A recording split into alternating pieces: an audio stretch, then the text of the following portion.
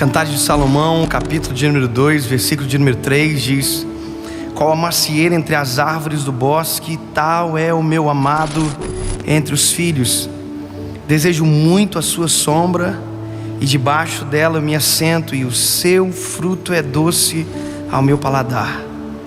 Levou-me à sala do banquete, e o seu estandarte em mim era o amor.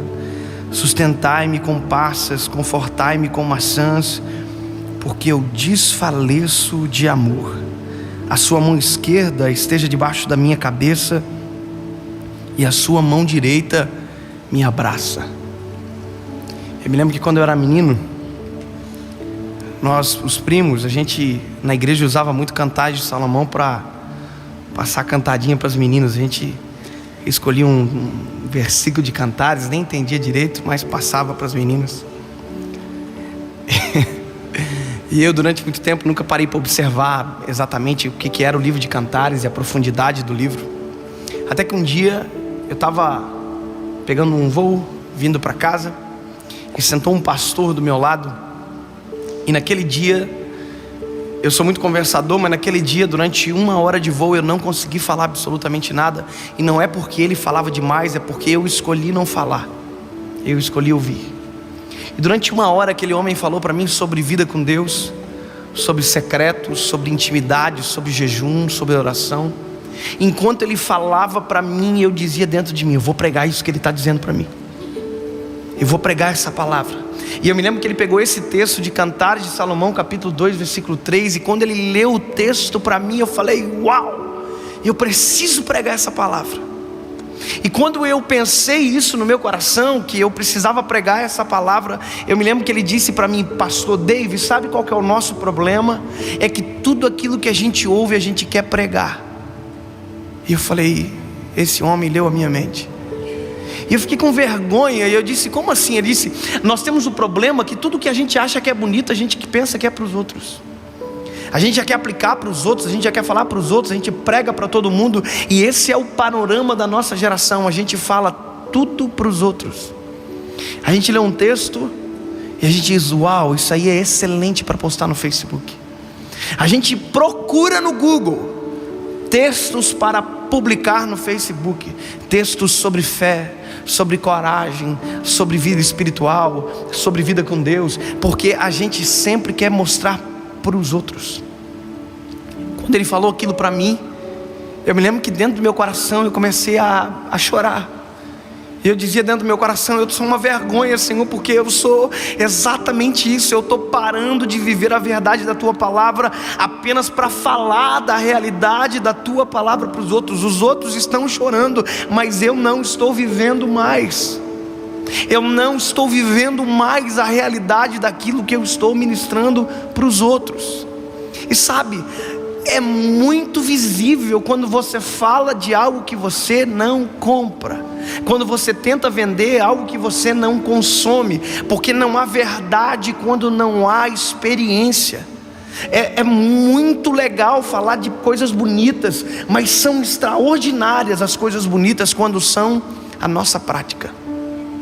Eu me lembro que quando ele foi ministrando no meu coração, falando todas as coisas, falando que ele ficou 21 dias de jejum. Quando ele disse para mim: pastor, eu fiquei 21 dias no jejum, porque o meu filho falou para mim que eu não tinha moral de falar de jejum para ele. Eles são nos Estados Unidos. E o filho dele um dia chegou dizendo que ia fazer o jejum que o filho de um amigo dele estava fazendo no colégio, que era do Ramadã, de 40 dias. Aí ele falou para o filho: filho, você não pode fazer esse jejum. E aí o filho olhou para ele e disse: pai, quem é você para falar para mim de jejum? O meu amigo pode falar, porque os pais dele jejuam, ele jejua, o senhor não.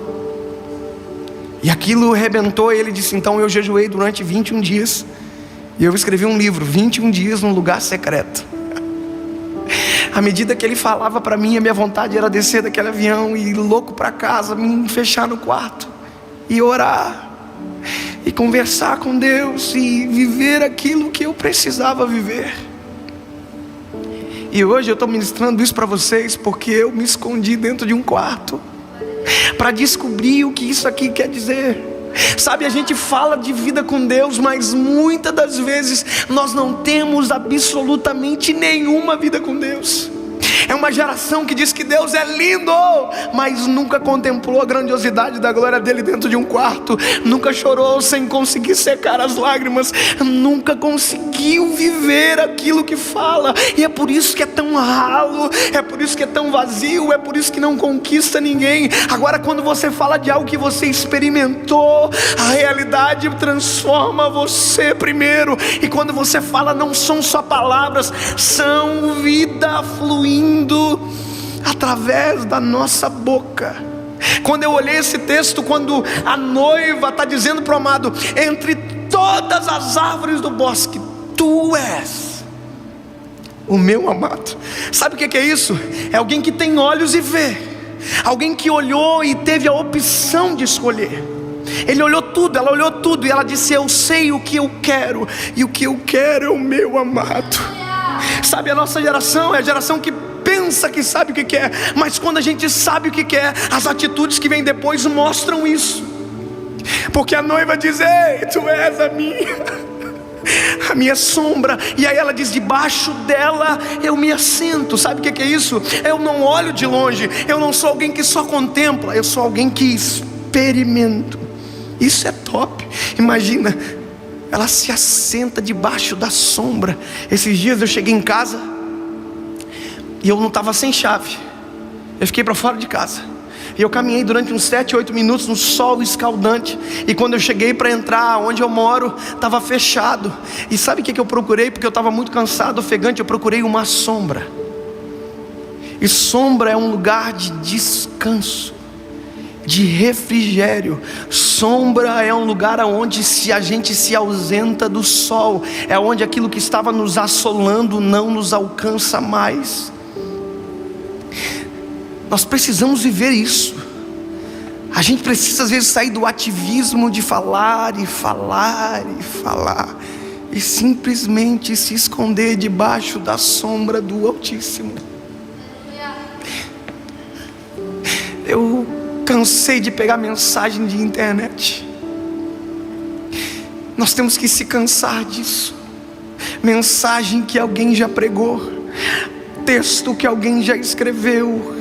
Não, a Bíblia diz que a noiva está dizendo: debaixo da tua sombra eu me assento, e do teu fruto que é doce eu me alimento. Não é fruto que alguém já experimentou, é um fruto que o amado dá na mão. Aleluia. É um fruto que vem do amado, ninguém viu, ninguém soube. Foi por isso que Jeremias 33:3 diz: clama a mim e eu responder-te-ei e anunciar-te-ei coisas grandes e ocultas que ninguém sabe. E só sabe quem clamou, e só sabe quem se escondeu no secreto, e só sabe quem viveu para contar. E o mais extraordinário dessa palavra é porque ela, na sombra, a Bíblia diz que o noivo levou ela para a mesa do banquete. O fruto da sombra curou, o fruto da sombra trouxe paz. E ela diz, depois de tudo, ela diz: olha, eu estou desfalecendo de amor. Quando eu fui entender isso, eu descobri que desfalecer é morrer. Eu estou morrendo. Só que a palavra amor não é aquela do grego que a gente conhece, o eros, o filéu, o ágape. Aqui é o ahabab, que significa carência. Ela descobre que na sombra todas as carências delas são supridas pelo amado. Se você viver uma vida verdadeira com Deus, todas as nossas carências são supridas no amado. Ele é o único que pode suprir a carência do coração do homem. É por isso que tem gente que tem tudo e no final da vida descobre que na verdade nunca teve nada, porque permaneceu carente até o final. É por isso que a gente ouve histórias de famosos milionários que diziam que eram felizes, no final se suicidaram porque o dinheiro não preenche a carência, as mulheres não preenchem a carência, o sexo não preenche a carência do homem. A única pessoa que preenche o vazio, o eco da alma do homem está aqui. Aí a noiva diz: com a tua mão direita sobre debaixo da minha cabeça, com a tua mão esquerda me abraça. Ela descobriu que na sombra acontece algo que em nenhum outro lugar acontece. Secreto é lugar de intimidade, e nem tudo que a gente recebe vive na intimidade com Ele. A gente precisa contar.